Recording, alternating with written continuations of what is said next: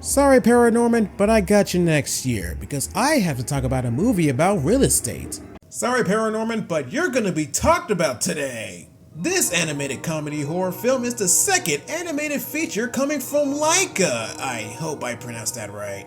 Man, what an animation studio this is. Worked on nothing but bangers. Coraline, Box Trolls, Kubo and the Two Strings, The Missing Link, and of course, ParaNorman. The idea of the film came from the one and only Chris Butler. He's that one guy who worked on majority of these films.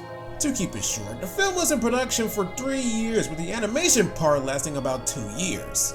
With that, the movie popped out of its grave in theaters on August 17th, 2012, and it did okay, critically and commercially. Heck, it was even nominated for Academy Award for Best Animated Feature. Unfortunately, it lost to Pixar as usual. ParaNorman has always been my favorite film from Laika. Yeah, I like Coraline as much as the next person, but there's always something about ParaNorman that just kinda sticks out to me. That and the Box Trolls. And since I got a movie about real estate out of the way, I can finally talk about my next favorite thing. The movie follows the story of Norman Babcock. As much as I want to make fun of that last name, at least it's better than Babadook. A young boy who can communicate with ghosts is given the task of ending a 300-year-old witch's curse on his town. A boy who can casually talk to ghosts. How on earth did that happen? Look, I know it's a work of fiction and you can really do whatever you want, and I really never had this question when I first saw this movie, but now thinking about it, how can someone inherit such an ability like that? Whatever it is, it gives his uncle a reason to stalk on him. Yeah, you heard that right, and apparently Mr. Prendergast over here can see ghosts too. Maybe it was out of random, but I thought it was because it linked all the way back to Agatha Prendergast, aka Aggie, a distant relative of Mr. Prendergast and Norman. So Aggie somehow got powers, and the entire town mistook her powers for witchcraft, so they tried to execute her. But that took a turn because Aggie just started to kill everyone in the room. Is that how she kickstarted the curse? She just obliterated everyone in the room? And years later, they just come out of the grave, zombies and all, but what was the purpose of that? To terrorize everyone in town? Well, clearly not, because they're not just your average zombies, because they're kinda self-aware. And then we have Aggie, who's just having a mental breakdown. Like, look at this, she's destroying the forest right now. I guess it goes down to one question. Did Aggie used to talk to ghosts when she had these powers? I'm just saying, Norman and Mr. Prendergast might inherit a strip of her powers. And I just like how the town is literally based off of the execution of the so-called witch-themed shops. There's a whole school play about it.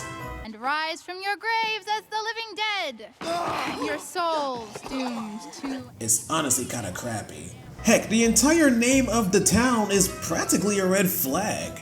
Whoa, that's a cool name for a town. I wanna live there now. Characters. Considering that I only care about Norman, the other characters aren't really doing much for me, so moving on.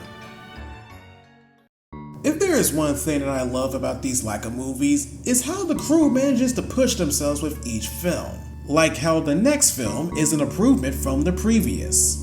And there are things Laika does better compared to Aardman animations, like how the character designs are stylized and how smooth the animation is. And that's especially the case with ParaNorman. And the other good thing that I can say about this movie is that the overall aesthetic just screams Halloween. Yeah, Monster House takes place on the Halloween day, but ParaNorman is practically saying, hey guys, I'm the perfect movie to watch on Halloween. And what's interesting about this movie is that it pays homage to the horror movies from the 1950s. I don't know why it took me this long for me to learn that, but hey, I learn new things every day. As much as I can appreciate ParaNorman for what it is, it's too bad that I only see this movie once a year, especially in October. Look, I have seen so many movies throughout my life, too many movies, to a point where it's hard for me to look back to certain movies that I actually like. But other than that, ParaNorman is a great movie, and while Coraline is great too, I always look back to ParaNorman from time to time, you know? Whoa, that was the shortest conclusion I have ever done. Yeah, I assumed that I didn't have much to talk about here because ParaNorman is a great movie. So great that I had less to talk about. Which is honestly saying something. And yeah, everyone has their own opinions on certain movies, but I don't know, it just feels too short. I guess I have a lot of room for improvement when it comes to criticism here. But for now, I gotta go embark in some side quests. I am in college after all.